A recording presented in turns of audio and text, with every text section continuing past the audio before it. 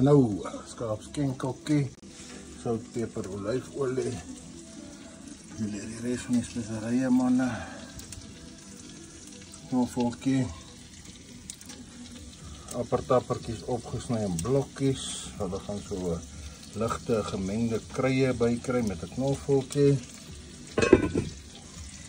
Watertjies van ydel. Eie warm op. Hoor hulle net daar.